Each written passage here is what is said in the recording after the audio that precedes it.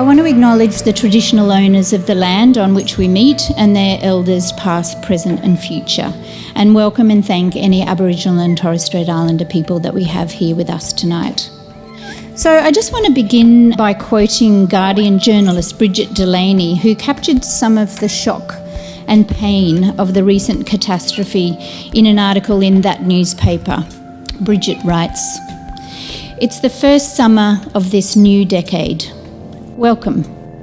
It's the summer of ash, washed up on beaches, like a long, deranged message unfurled from its bottle.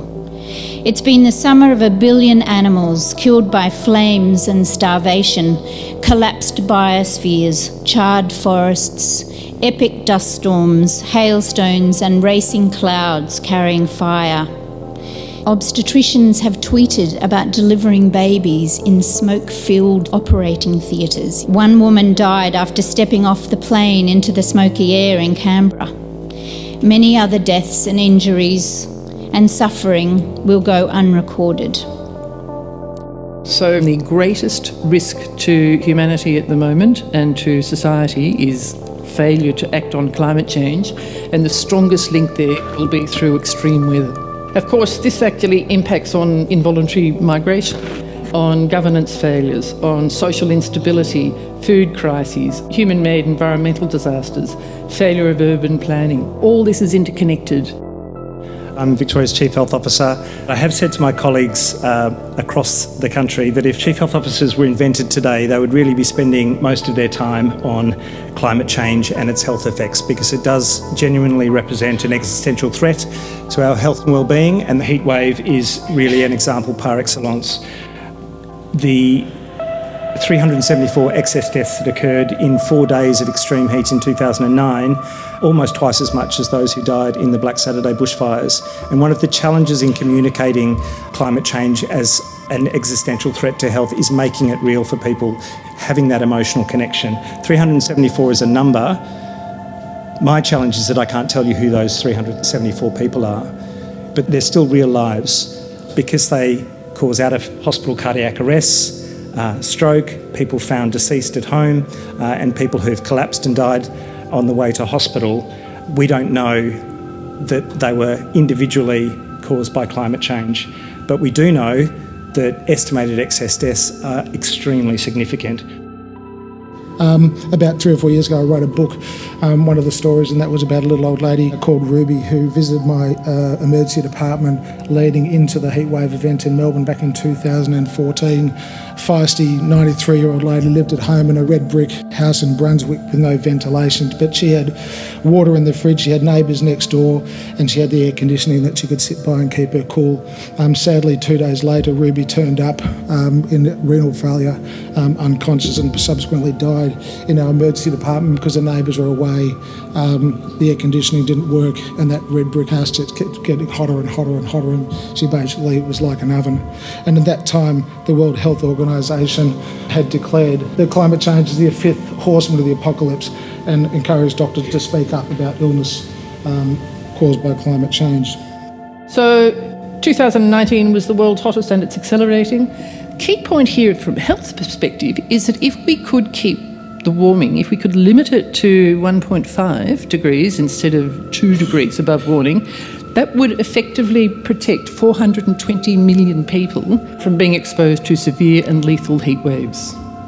Air quality over this summer period. How do you protect 4.5 million people in Melbourne from hazardous air quality?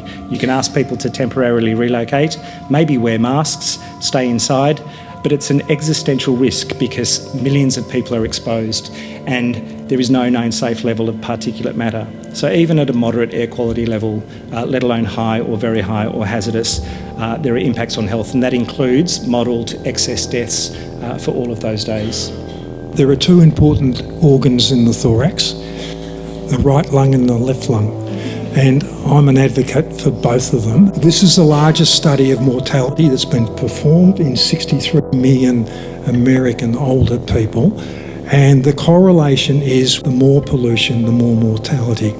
But the really important finding is there isn't a lower limit. So as Brett said, There is no safe limit to poor air. Just to talk about bushfires, the direct effects are irritation of the mucosa of the lungs, so all of us will be prone to getting sort of acute irritative bronchitis if we're exposed to enough fire pollution, wood fire pollution.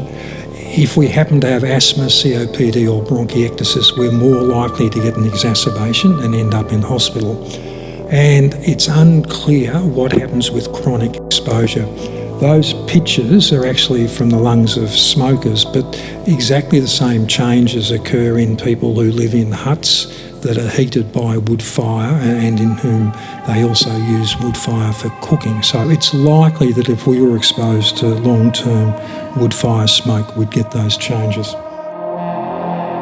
For me, the smoke haze has been a global memorial to what we've lost. Humans, other living beings and places we love. It's also a global fire alarm for climate action. It remains a time of great grief and fear related to the horrific bushfires in much of Australia. Though some of the fires are out, the feelings remain. Behind the fires, there's the strong footprint of climate change. We can see it, we can smell it, it's personal, it's now, it's the future. It's frightening and confronting. For those on the front line of the fires, there's a high risk of mental illness, post-traumatic stress disorder, anxiety, depression and substance use disorder. These are more likely to be the case if feelings cannot be acknowledged and talked about. So we can all play a part if we know people who have been affected. We can listen to them. I've had personal experience of this, losing a house in Wye River in the Christmas Day 2015 bushfire. 5 years after Black Saturday, those on the front line still have high levels of mental illness.